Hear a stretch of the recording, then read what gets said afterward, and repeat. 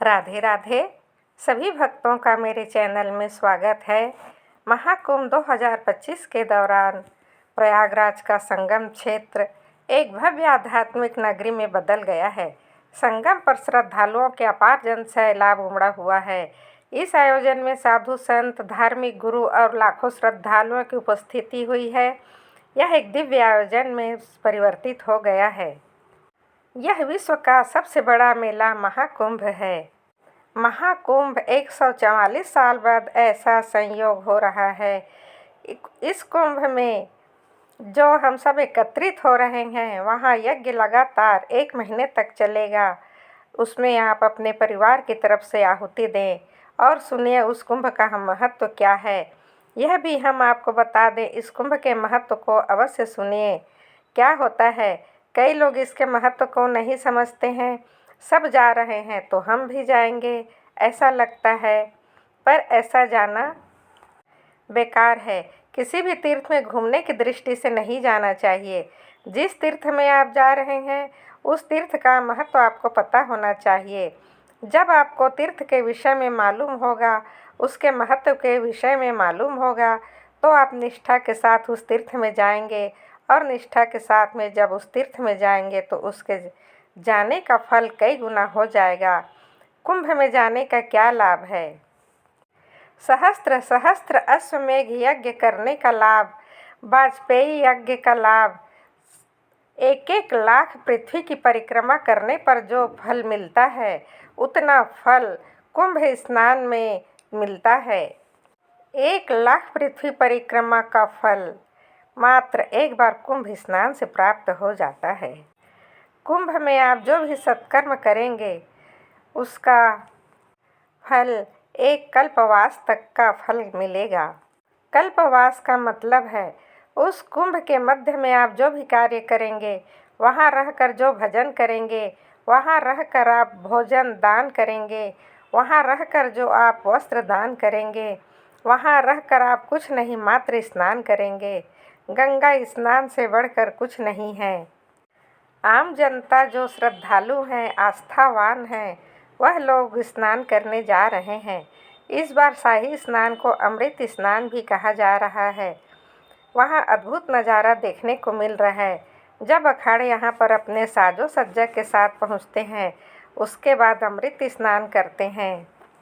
यह दृश्य अपने आप में अलौकिक है, अद्भुत है, क्योंकि ऐसा महान संयोग 144 साल के बाद बना है। सनातन संस्कृति, हमारी परंपराओं के एक अद्भुत संगम हम देख पा रहे हैं।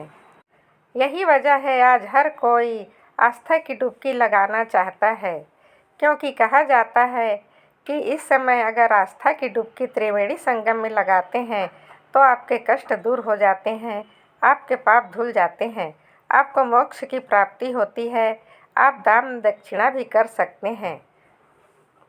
बहुत सौभाग्यशाली होते हैं वे लोग जो महाकुंभ देख पाते हैं, क्योंकि 12-12 सालों का पूरा 12 साल का जो ग्रुप है पूर्ण कुंभ का, उसके बाद आता है महाकुंभ।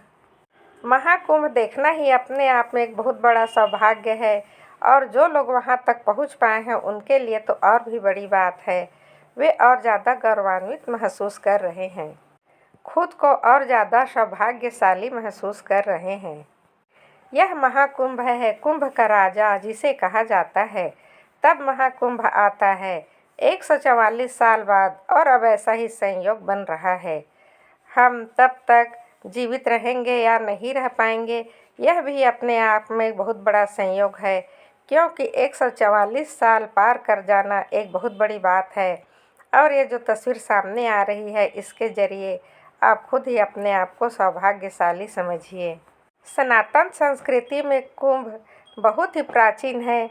यहाँ ऐसी दिव्य शक्तियाँ आती हैं, यहाँ ऐसे दिव्य साधु आते हैं जिनका ऑरा बिल्कुल अलग होता है।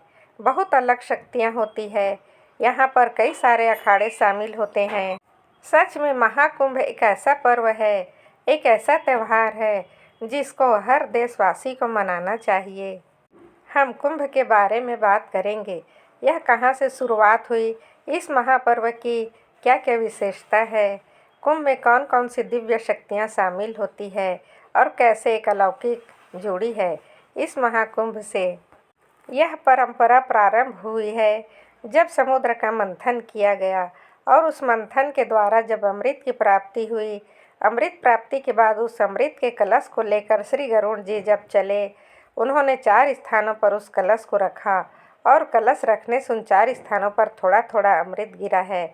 उन 4 स्थानों में प्रयाग है, हरिद्वार है, उज्जैन है और नासिक है।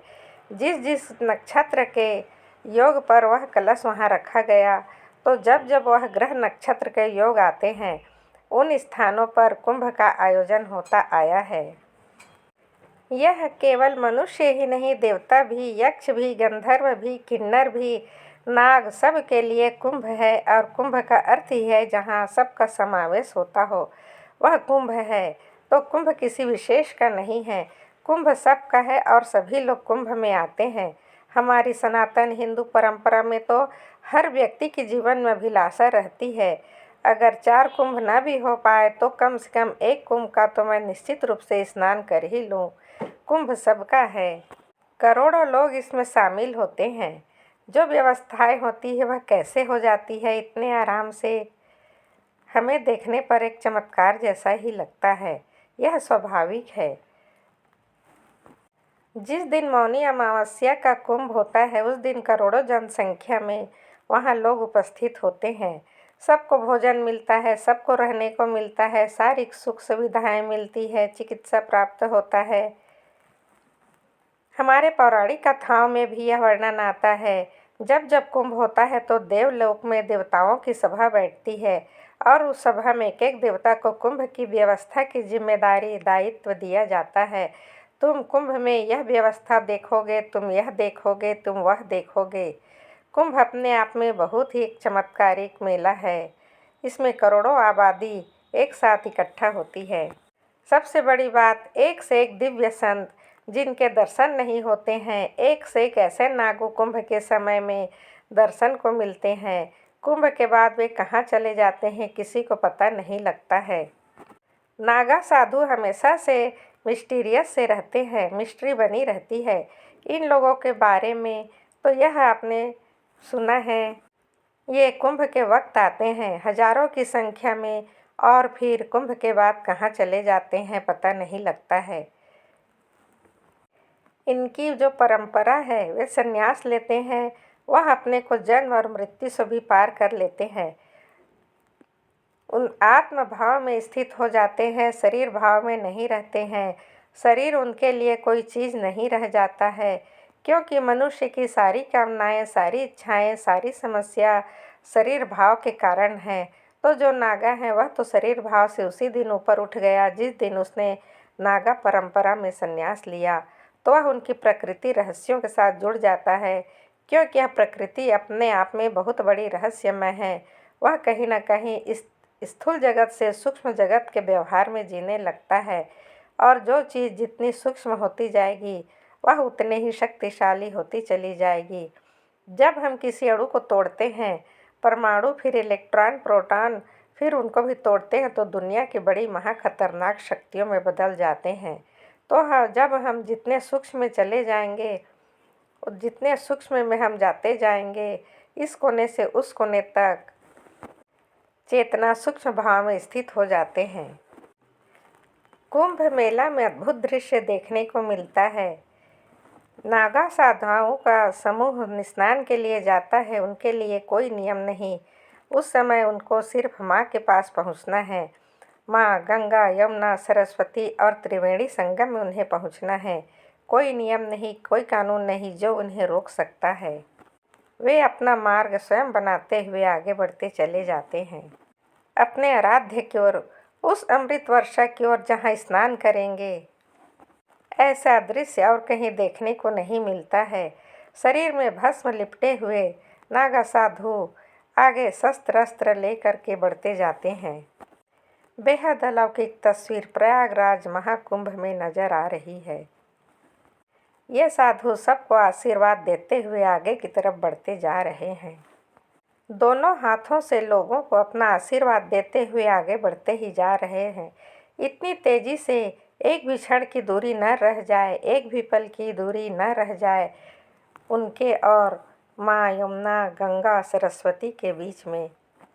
ऐसे अद्भुत दृश्य देखने को मिलेंगे इस अमृत स्नान में, महाकुंभ में। हर हर गंगे, हर हर गंगे। यदि आप इस चैनल पर नए हैं तो प्लीज़ सब्सक्राइब कर दीजिए, लाइक कर दीजिए। आपका दिन शुभ हो, मंगलमय हो। राधे राधे।